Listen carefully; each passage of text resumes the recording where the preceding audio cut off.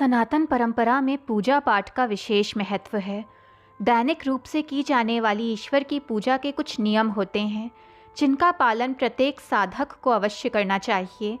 मनोकामनाओं को पूरा करने और शुभ फलों को प्राप्त करने के लिए ईश्वर की पूजा के लिए प्रयोग में लाए जाने वाला आसन, हवन विधि, पूजा के मंत्र और उसे पढ़ने की विधि, अपने आराध्य के सामने दिया जलाने या फिर आरती करने का नियम संपूर्ण जानकारी के साथ करना चाहिए।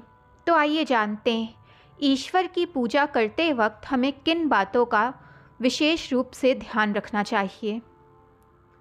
ईश्वर की दैनिक पूजा हमेशा स्नान ध्यान के बाद पवित्र एवं प्रसन्न मन से करनी चाहिए।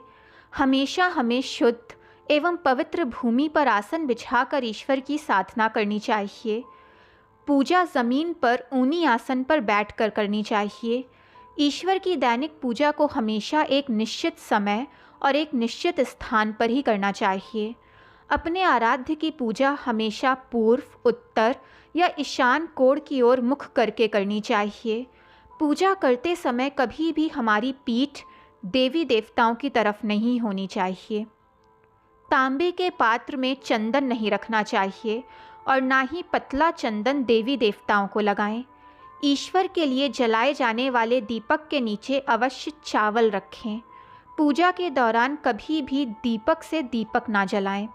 प्रतिदिन पंचदेव यानी सूर्य, श्री गणेश, माँ दुर्गा, भगवान शिव और श्री हरि विष्णु की पूजा अवश्य करें। दैनिक पूजा में ईश्वर की सुबह शाम आरती करनी चाहिए। यदि संभव हो तो आप 5 बार भी आरती कर सकते हैं। वैसे दिन भर में कम से कम 1 बार तो अवश्य आरती करनी चाहिए। आरती हमेशा खड़े होकर करें और सबसे पहले उसे अपने आराध्य के चरणों की तरफ 4 बार, इसके बाद नाभि की तरफ 2 बार और अंत में 1 बार मुख की तरफ घुमाएं। ऐसा कुल 7 बार करें।